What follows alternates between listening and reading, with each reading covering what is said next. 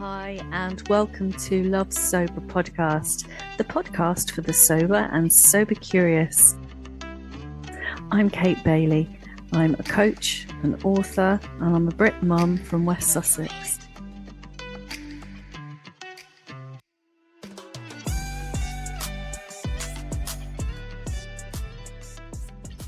Hi and welcome back. And today I've got a very special guest, Clover Stroud. And Clover is a writer and a journalist, a memoirist, and she's just written a fantastic new book called The Giant on the Skyline on home, belonging, and learning to let go.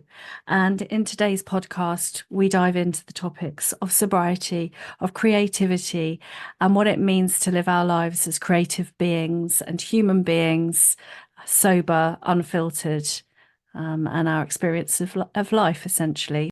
So a big warm welcome to you, Clover. Thank you very, very much. It's really lovely to be here. It's really lovely. I love talking about sobriety. I'm totally fascinated by it and the way it changes lives. And what's interesting is that there isn't always the opportunity to talk about it because it does make people uncomfortable, doesn't it? I do find, people sometimes feel as though you're trying to, I don't know, it can be a difficult thing to talk about because the discomfort it brings to others, but it doesn't make me feel uncomfortable at all. I'm not, in talking about sobriety, I'm not trying to say other people must, but I think that, if there's curiosity around it and the kind of revelation that comes with it, it's just changed my life so completely and in so many positive ways. I think conversations like this around it are fantastic. So it's lovely to be here. Oh, thank you. Yeah, it's essentially it's a taboo topic, isn't it? And it Mm. has that kind of, like you said, that cure. What I love about taboos and that sort of slightly uncomfortable thing is I think it's brave. And Mm. I think that you are a brave writer. When I love your memoir and your writing because you go there, and so it feels entirely natural to me that you would come and talk. I don't know you well, but I feel like I know you a little bit through your writing, Yeah, obviously. yeah. My Um, writing is very, I've just written my fourth memoir, The Giant on the Skyline, which is out next week.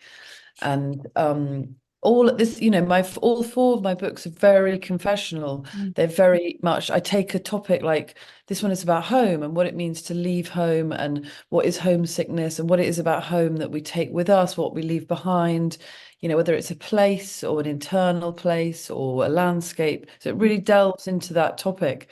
But I've also written on grief, I've written on motherhood. I like to take a big aspect of life and then really kind of the more specific that I yeah. find that I'm about my own life and the braver in a way that I can be about expressing the stuff that's happened in my life, which is, I've had a lot of loss and a lot of trauma, Mm, then the more the people see their own experiences kind of reflected there. And I know from the messages I get on Instagram, where I post a lot, or on Substack, where I'm writing now as well, people that kind of writing helps people. And that's why these kind of conversations help people as well. And I love that sense that my personal experiences can be turned into a kind of something that can reach across time and space and place and being and reach into someone else's mm, life, and my words and in a way my suffering, I suppose. It's sort of like actually the pain, the loss, the things that I've been through and not they have a real meaning. And when they're touching somebody else and helping somebody else, it's a really great feeling. I love mm.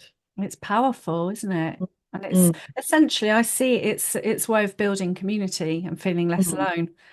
It essentially, Definitely. as a writer, as podcasting, whatever the medium, that moment of connection with another human being is building. Definitely, yeah. And Mm. I mean, I started a podcast last year called Tiny Acts of Bravery, which is about bravery and it's conversations around, the things that we have to do or are forced into doing, and which can make us feel stronger and braver. And yeah, I definitely feel like that sense of connecting through words, whether it's written or spoken, to feel less alone is really integral to writing. And I like being a human being is a profoundly lonely experience, even whatever your circumstance.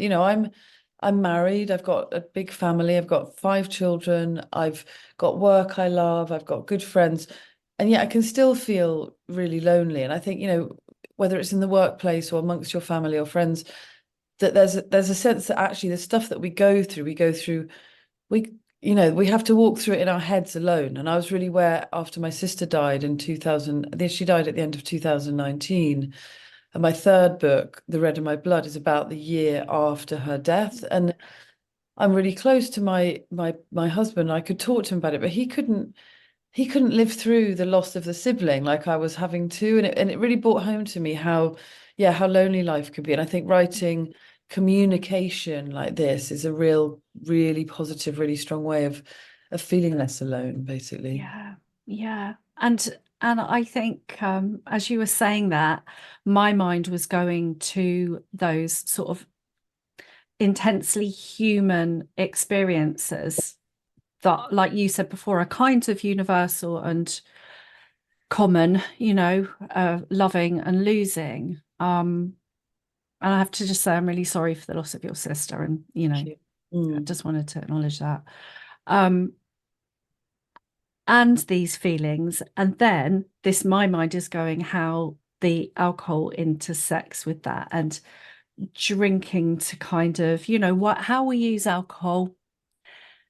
I know for me, a habitual thing that crept up over many years, and a sort of socially normative way of kind of dealing with all the stuff.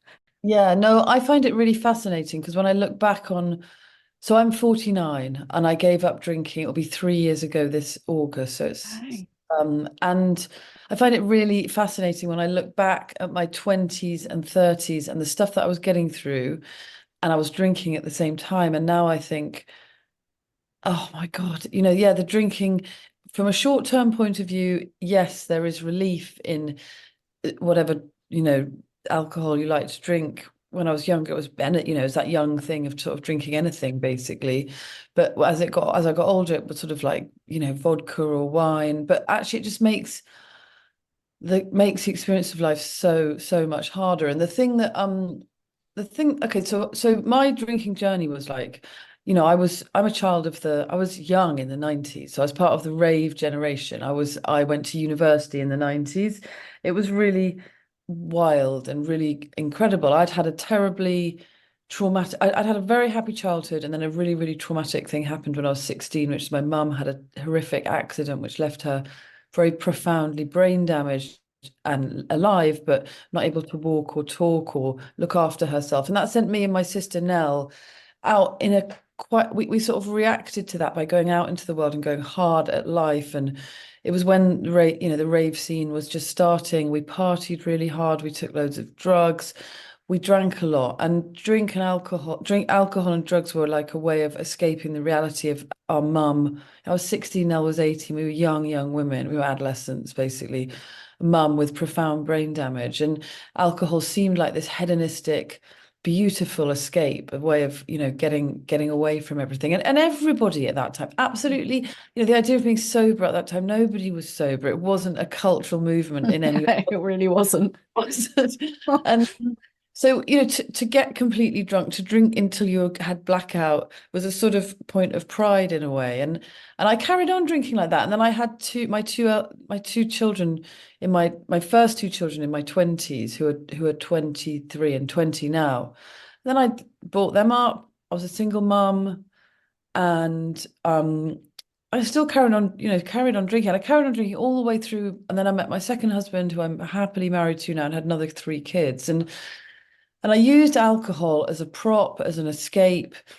And as I got into my 30s, because I had young children, it wasn't going out on all night benders, but it was, drinking, the kind of culture of drinking as a relief to the demands of motherhood. That thing of, I mean, it became particularly kind of sort of horrible, really, like wine o'clock, and that whole idea that you kind of bury the sort of the end of the day shouting in a bottle of wine. And I realized that I was drinking quite a bit in my early 40s. And I don't, it's really interesting, the question of like, well, was I an alcoholic? And so yeah, so I was drinking. I was in my I drank in a kind of normal, a heavy but not particularly abnormal way, as it Yeah. were. I wasn't drinking in the daytime. I wasn't drinking. I'd get drunk at the weekends or drink a bit more at the weekends, parties. I'd have a couple of nights in the week when I was drinking a bit. And then my sister got very, very ill in 2015, and she gave up drinking. She got cancer. She gave up drinking as part of her treatment. And it was very wonderful watching her really, like, me and her talked about it a lot. We talked about it a lot, and she was an artist. She was a really incredible woman called Nell Gifford, Mm. and um she was always producing a lot of art, but in those, it was actually turned out to be the last 4 years of her life. She died in 2019.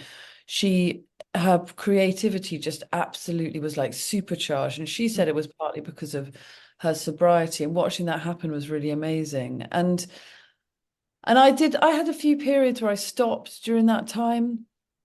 And I actually wrote about that a bit in my second book, which is called My Wild and Sleepless Nights, which is about motherhood. And I stopped in order to support my adolescent son, who was going through his A levels and was in tons of trouble at school. And, so I had a kind of, me and Nell used to talk about sometimes you need to just take a bit of a pull. And even if you don't completely give up, just a period of abstinence.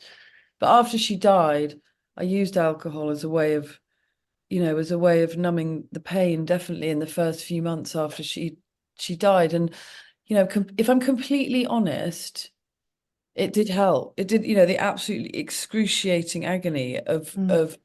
dealing with the reality of her death, but then waking up to the reality of her death in the morning with a hangover is a terrible thing. So I suddenly decided, a snap decision actually, in the summer of 21, I guess it was. I was on holiday in France. Nell had been dead for a year. I was with my younger kids. I had three small kids, and I just felt so out of control. I felt as though I was in France, and my son was like walking around. My little son, like, he was a little tiny thing at the time. He just wouldn't put any clothes on. And I just remember walking through this like very sort of neat little French village with all these children totally out of control. And I thought, I'm hungover. I look awful. I'm like, my wardrobe is out of control. My children are out of control. My drinking is out of control. And then we were on a drive somewhere coming back from the beach, and our car broke down. And I thought, okay, I'm going to use this. It was beside a kebab van. I remember it so clearly because I love the my fact that there was a kebab.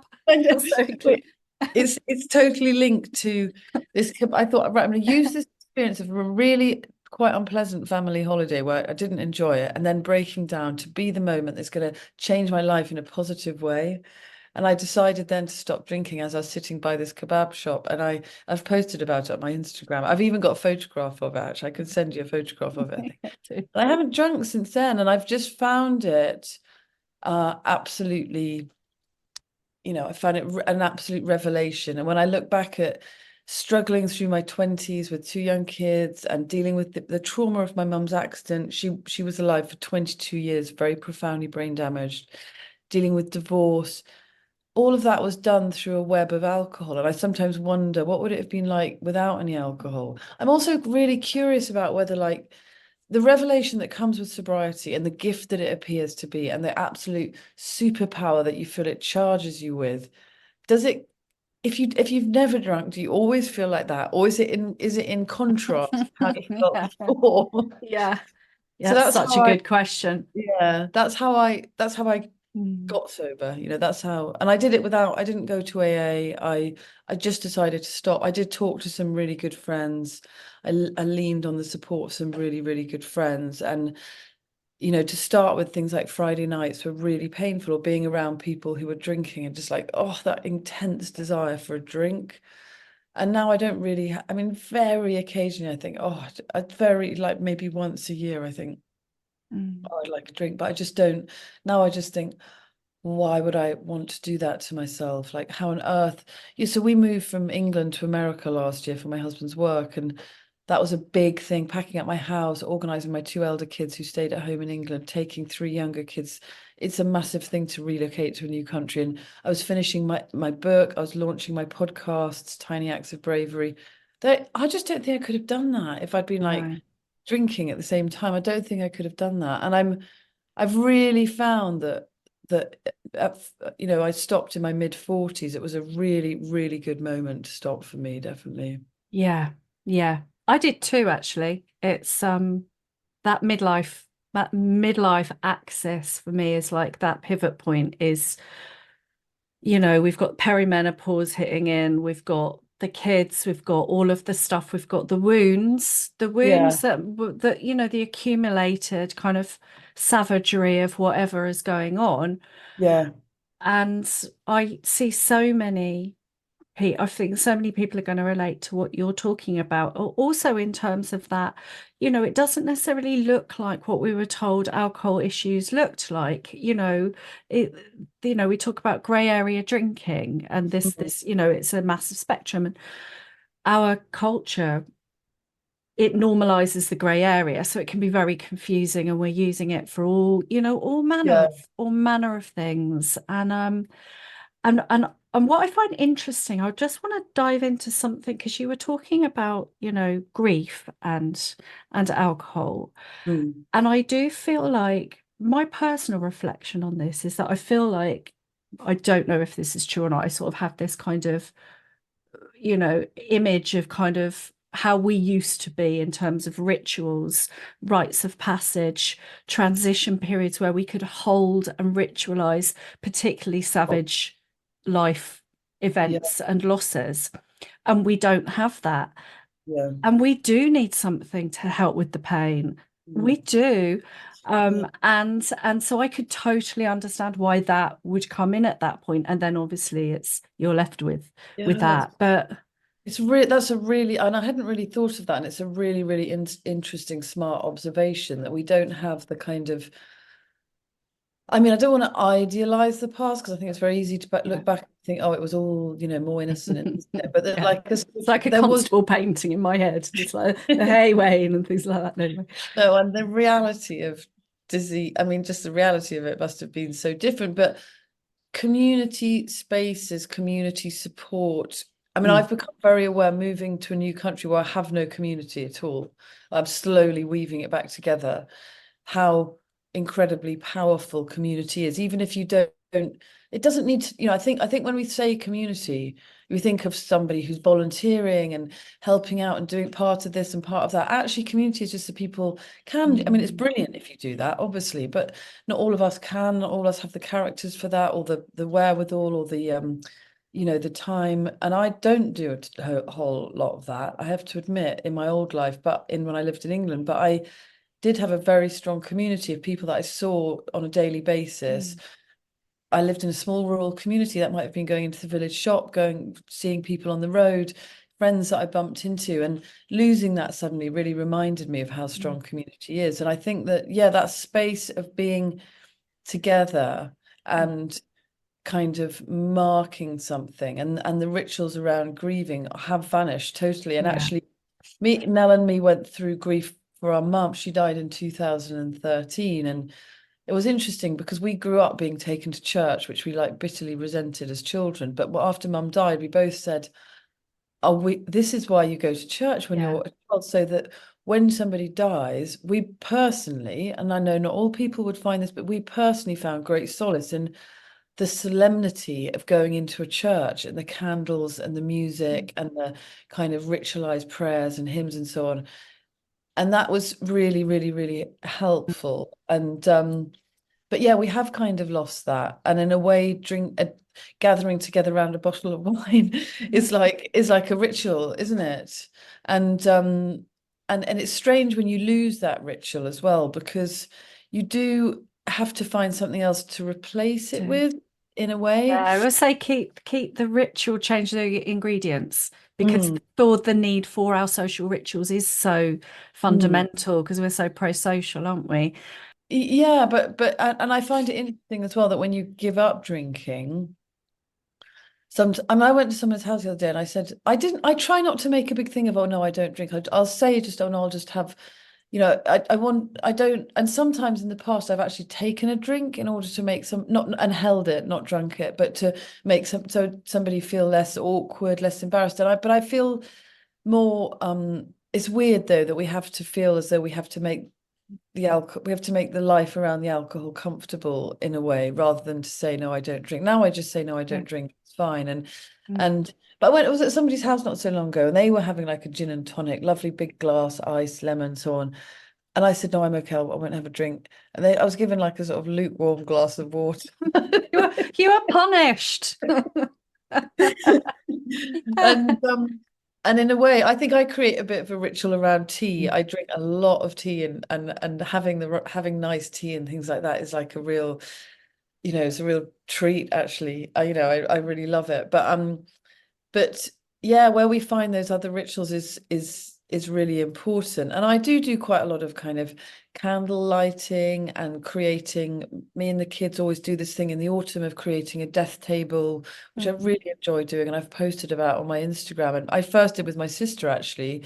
One Halloween, she was very theatrical, very incredible artist, and she sort of laid the table out, and she lived in the country, so did I, and so she just found some like stones, leaves, sticks, and made the table look beautiful to kind of ritualize Halloween. And we did that mm, a few years before she died, and now me and the kids always do it and create this table that we have the kitchen table covered in anything that we can find. Once we went to a charity shop and bought a load of little ceramic foxes and little sort of mm, autumnal animals, badgers and stuff. But that kind of stuff is really, yeah, it's mm. really, really helpful kind of stuff to kind of hang your feelings on, to in order to feel what you're going through more Mm. deeply. Because it's weird because you think that alcohol, I mean, what it actually does to your feelings is really interesting, isn't it? Because it kind of, that first glass of wine, that first drink, that first half glass of wine does, there is joy in that. It is delicious. It is kind of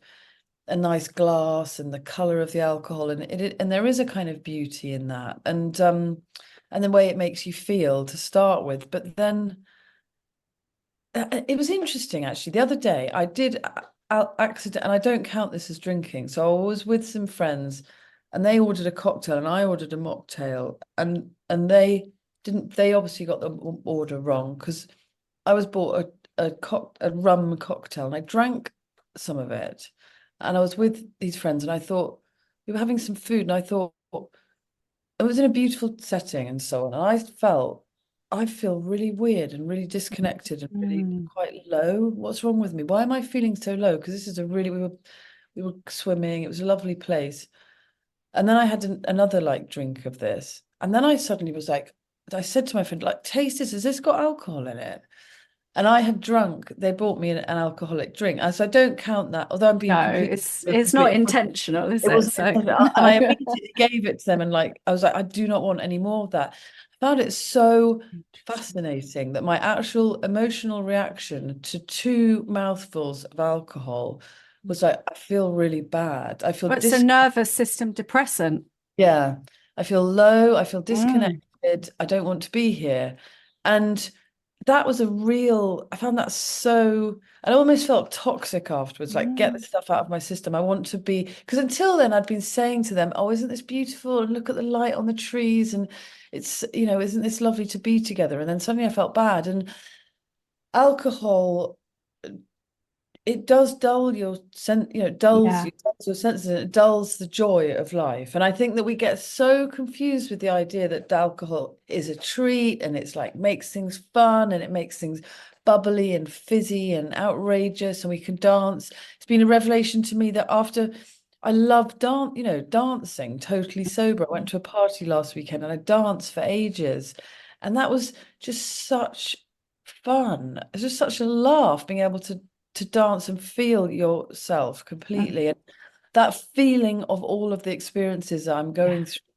And yet, yes, you have to feel the harder experiences. There's nothing that takes the edge off the hard experience. There's no wine to take Sort the of edge. unfiltered, isn't it? It's the Mm. unfiltered life. But the payoff that you get in Mm, terms of the beauty of your life mm. is really, Yeah, really extraordinary. And I think but it takes a right. while to receive that, doesn't it? It does. For me, it took it's actually ever increasing. With each month that I'm sober, I feel it more. But I don't think I felt it necessarily for the first. It felt like a loss initially. Mm. It was a relief not to ever have to wake up and think, Am I hungover? How hungover am I?" But that does feel like a loss in it for quite a Mm. while, a few months, I think. I found I wrote a post about that this morning. I wrote my Substack this morning, and it was about that. The end of it was about this. It was about it's I've just been watching Daisy Jones and the Six. I don't know if you've Okay. seen that, right? And I've been loving that because I rock and roll in the past, blah blah blah. But it's reminding me because as I'm going through the sort of menopause and I've got a house full of teenagers, it's like my teenager is so raw at the moment. My inner teenager Mm. is cycling around, and I'm like, I cannot out rock and roll any of you. Like Mm. seriously, seriously. Like, shall we go point by point, people? Anyway, I'm just so that they're annoying me basically, and and so what was I going to say? Oh, but I was kind of bringing it back to the sober message and how that we do get those we find those nooks and crannies and wildnesses inside and the young bits and all of it. But it doesn't feel like that at the beginning. We've got to build that foundation, like Mm. repetition day by day. And you Yeah, do get to stand on yeah, top of that foundation. But like you're saying, it's essentially it's that muscle power of habit change yeah. Yeah, I think scientifically. it's interesting when people do something like Sober January, and a good Mm. friend was doing that, and he said, "Oh, I've been sober for 3 weeks. I don't really feel any different at all. I'm going to start drinking again because I don't really feel any It's not different." And long enough, is it? well, it's barely even started, It's like No. very, very, very, just like taking the first step. So what I wrote about it on my Substack as well. I said what it's like you've lived in this house your whole life. Mm. There's a door at the back of the house, which is and there's a long corridor, and that you've never opened the door of that corridor, and then you sort of discover this door, and then you stop drinking, and then you walk down that corridor, and that corridor is quite dark and scary, and you can't see where you're going.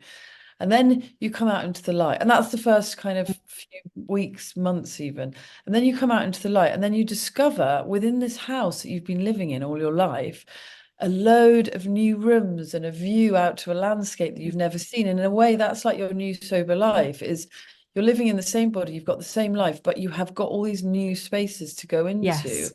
Yeah. And that's where emotionally, I feel a lot calmer. I think people think that when you stop drinking, you must like suddenly that, you no longer get depressed, you no longer get anxious. Actually, that's not the case at all. You still definitely feel all those things really deeply and you have to work through them. Mm. But you also, I feel like much calmer with my children. I feel much calmer within my marriage. So if we have an argument, which obviously we do, a normal married couple, we have loads of arguments. I'm much better at just saying, not sort of taking offense, not having hurt feelings, not having all the sort of Mm. drunk or hungover or alcoholic feelings of everything being over accentuated for no reason other than alcohol is brought into that equation. I'm much more kind of reasonable about things. We still have like massive, massive shouting type of arguments, but they calm down much, Yeah. much quickly. And I'm calmer with the kids. I don't get angry with the kids so much. And that's, it just makes life so much easier. And now I think I just thought the thought of waking up with a hangover, the thought of having to struggle through the day with a hangover, and the thought of being kind of deprived of the Mm. clarity and joy. And in midlife, I personally found my early 40s, I was very, very stressed. I guess that Mm. was probably my perimenopause. I mean, I don't think I've gone through my menopause yet, but I'm sure that I'm having some of the symptoms and stuff like that. And I felt very stressed out in my early 40s. There was a lot of stuff. My sister was ill. I had very young kids, a lot of very difficult stuff going on. But right now at 49, and sober for 3 years, I feel like I'm stronger than I've ever been. I feel like my creativity, is really, really pumped up. I'm really delighted by the state of my skin from just a vanity point of view. Yeah. I'm really The delighted skin is great. by The skin is a really good, really happy byproduct it's of amazing. sobriety. It's amazing, Yeah. isn't it? Yeah. I know, and people say to me like, "Oh, are you doing The HRT or something?" And dewy I'm not glow. at all. I'm just sober, basically. Yeah. Yeah. But the thing that I found most interesting is for my creativity. So Yes. this didn't happen straight away, and I wrote my last book, The Red of My Blood, I wrote in the year after my sister's death during lockdown when I was still drinking. And then I stopped drinking. And then I wrote my new book, The Giant on the Skyline. And I found that the way that I could, so my writing is all about the clear and very honest and powerful expression of emotion. And I found that my ability to describe emotion and put myself back inside an emotion and feel my life and then put that onto the page was really strong. And I also then found that it almost became, this was surprising. My creativity felt so sort of supercharged, and I was working hard. It wasn't just like sitting around waiting for creativity to arrive. I was Hmm. creating the Yeah, crafting it. circumstances. Yeah. Yeah. And I found that in the writing of this book, which is about home, my relationship between myself and the place that I was writing about became almost fluid, almost trippy. I live in a very beautiful, well, when I was living in England, I lived in a very beautiful part of the world in very green hills, South Oxfordshire. It's really lovely. And I felt as though me and the landscape sort of, and this was thinking deeply about it and Mm. writing about it every day. I almost felt myself flowing into the landscape and the landscape flowing Yeah. into me. And that was a really, really, kind of beautiful, powerful experience. And I don't think that would have happened if I had been drinking, because I would have had that block that is still Hmm. there. I really see alcohol as like a block between you and yourself, you and your people who you love, you and the world. It is a kind of, now I almost see it like as a wall of bottles of red wine. It is something that stops you Mm. pushing to that place of deeper connection, deeper creativity, deeper understanding. And I wish that, I'd like, it's funny because I was with a friend not so long ago and she said she was having a drink. She said, "Oh no, I'm not going to have a drink because it's not really fair on you if I Mm. drink." And I thought, no, it's not. I didn't say this. I thought, honestly, it's not really fair on you if you drink. It's for me, I love really, that. really, it's Yeah. really, really easy. And it's not, I wouldn't dream of like putting alcohol in my system and removing this kind of extraordinary connection to the world that I sometimes feel. It's not all there, it's not all there all the time. I'm a normal human being, but the kind of access to that clarity Mm. of vision, of feeling is really, really, really exciting. It's a really exciting thing. No, what you've just said, I love what you said, and I really relate to it because about a year ago, I live in West Sussex and I'm near the South Downs National Park. We've got woods near us. And about a year ago, I accidentally inherited a dog, a big dog that needed walking every day. Mm, Like I was like, really, have I not got enough to do? But I was like, okay, I did. I must have known that I needed a dog. And so this dog has taken me out to my woods every single day. And every single day, so I only go to this particular woods because he's only safe there near the roads. And what it's done every day, I didn't realize that this was becoming creative, sort of almost a therapeutic practice to metabolize my life. Right? mm, But I've become intimate with that wood. mm. I've seen things in that wood day to day to day that I would have missed when I was only going once every 3 weeks. Yeah.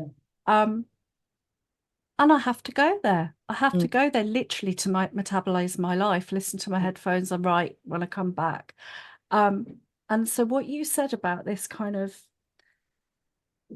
when you feel like the landscape flowing in and out of you, mm, I understand that. I mm, really do. And I too don't think I would experience that if I was not sober, because like you said, you numb out all the sensitivity and the lightness and mm, almost the end of the tentacles.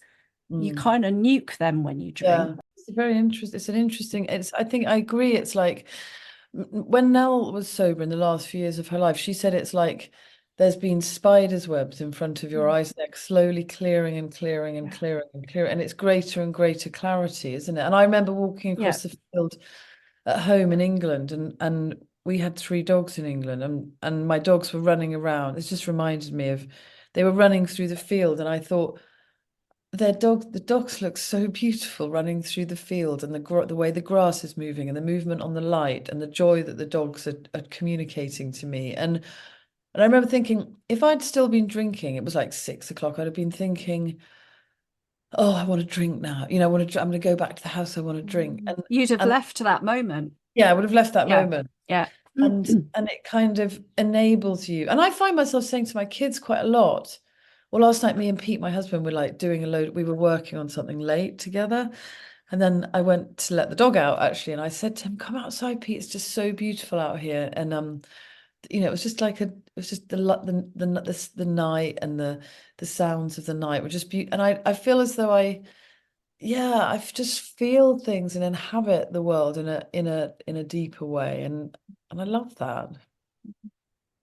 That's so beautiful. I think it's so lovely for people listening in as well. Like, we've gone the sort of circuitous route talking about sobriety and that kind of how it impacts on creativity. And obviously you're a seasoned author, you're, a hugely successful writer. And for people listening in, I feel like we all create. So like if you're listening in and thinking, oh, but I'm not this or I'm not that, you'll be so surprised possibly Yeah. at what might come out Mm, when you're sober, because we're, as kids, we create constantly, don't we? mm. No, definitely. And I don't think it means, like, for me, writing has been really important. But I'm no, visual drawing artist. I literally can't. My children, if they want to laugh, they ask me to draw stick man because it all looks just so ridiculous. I cannot figuratively draw but one afternoon, last year, I started just picked up some paints because the kids were mucking around, and I started painting these color block pictures.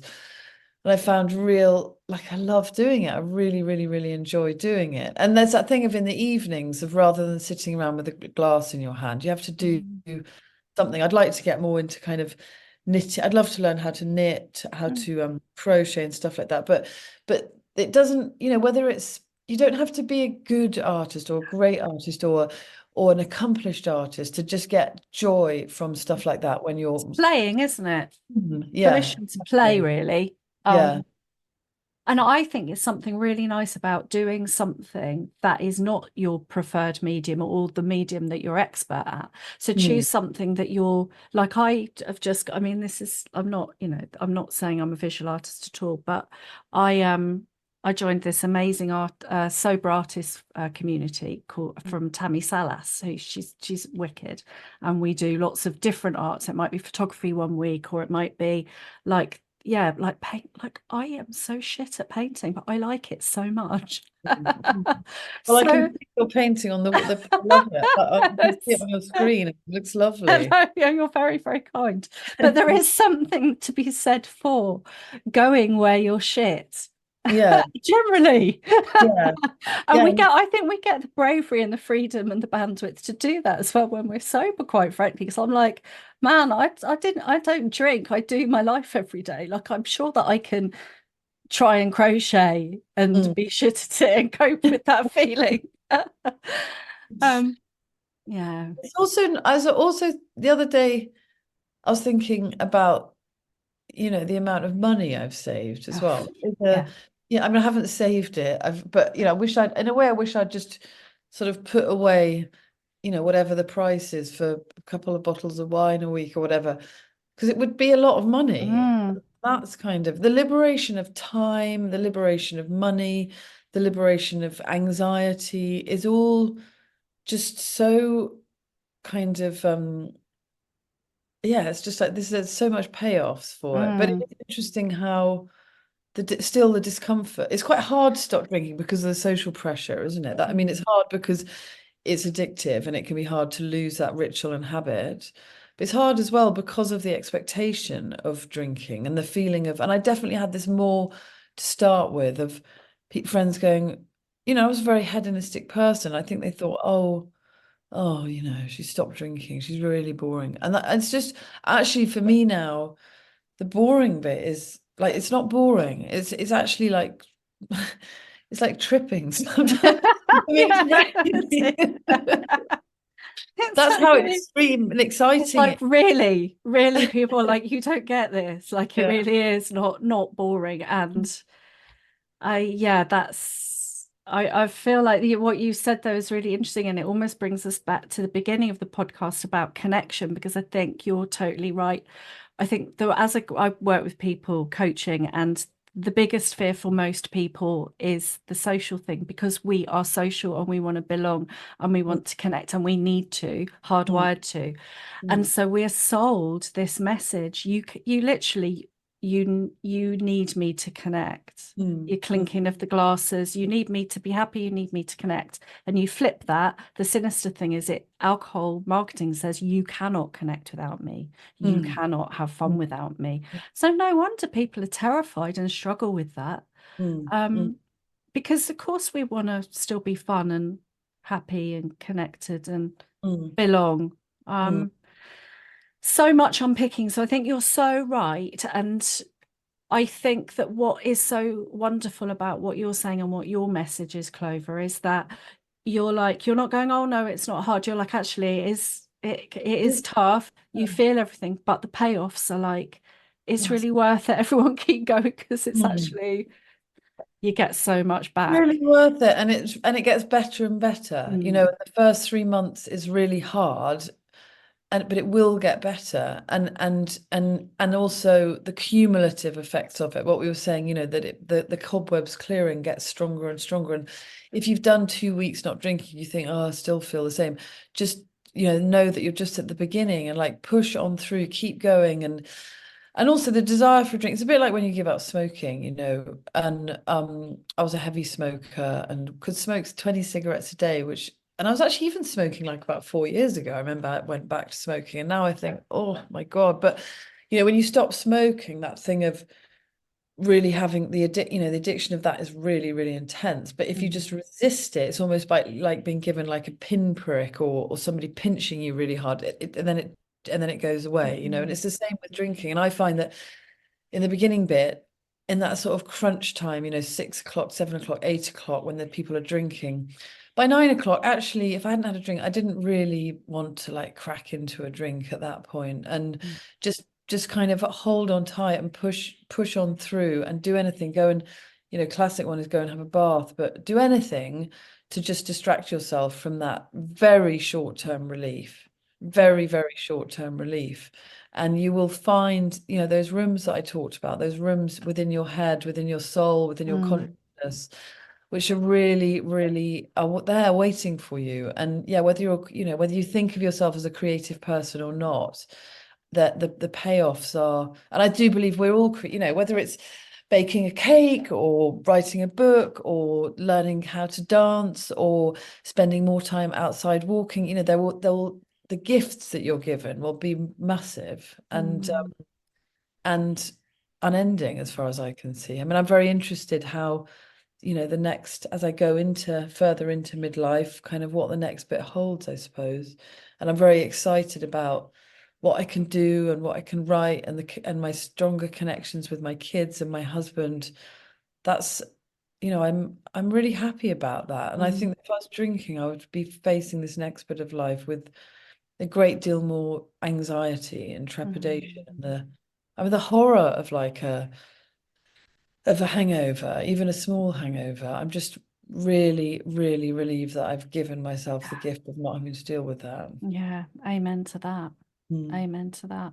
And mm, I think, like you said, the midlife, I feel like the midlife is a really great time. But it's almost like the how I feel about neurodivergence. It's slightly tangential, but the great strengths and the challenges. So if you've got amazing kind of potential, but you have to support the challenges. And I feel like that a bit like midlife with all the hormones and this, we can't, like men can just kind of pretend they're not having the midlife, and women can't because we menopause. mm, And in that moment, we get to decide a different mm, choice. I think we really do. It's like the devil at the crossroads. It's like, right, mm. you can not really ignore this. Yeah. And so to for me, stopping drinking gave me back hope because I was like, I'm on a groundhog day. I know what this can look like. I have Mm, no idea what sober can look like. And all the waning gifts of youth, of the energy and the kinds of, the physical mm. strength. It's like I'm giving my best chance at looking after those. Yeah, And yeah. that, and now I get to what's the next bit going to look like? Well, how am I going to write the next bit, Mm, mm, which is so super interesting, especially when you're saying like you get this gift of kind of experiencing the world really authentically, viscerally. That's mm, rich, right? That's rich. Why would yeah. we not? Yeah. No, definitely. Why would you not? I mean, I absolutely agree with that, Mm. 100%.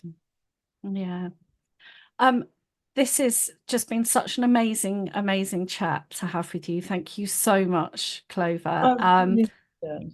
Put everything in the show notes, but and as we said, Clover's, I'm going to turn this around quickly. So your book will be available for pre-order from next week, I believe, Oh, because it's it's well, it's going available. It's available for pre-order now. now, It comes out on the 8th of May. So 8th of anybody May. listening to this, if you, yeah, I mean, I really feel like my writing helps people. I really communicate emotion, and people find themselves in my writing. So yeah, I would love it if anybody wanted to order the book, The Giant on the Skyline, and I yeah, and also, come and find me on Instagram or Substack. I love talking. I write for a conversation, I write to Yeah. communicate with people.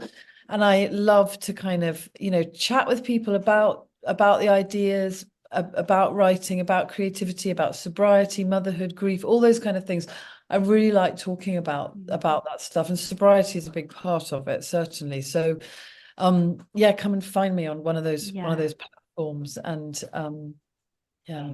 Yeah, and I'll link all of those below for sure. So I will be putting this out. You'll be hopefully tuning into this on the weekend of the 4th of May. So go find Clover's book. Find her on Substack, find her on Instagram. Everything is below. And Clover, we always finish with just the cute question. What is, and you kind of answered it, but what is your reason to love sober today? Love being sober today. It's a superpower. It's for me, it's absolutely everything. It's given me I didn't think of myself as someone who was in the depths of addiction, but it has removing the way that I drank out of my life, just taking it away, taking that question of drinking away, is so liberating, and it is such a gift. And for the short term pain of stopping, the long term gain is absolutely massive. So if you're considering it, I would say go for it. There is like an incredible world waiting. Those rooms in your head, your heart, your soul are waiting for you. Just step into them. I love that. I love that. I love the rooms in the head. Thank you so much. It's been an absolute pleasure. It's been lovely talking to you. Thank you very, very much indeed. It's been really, really great.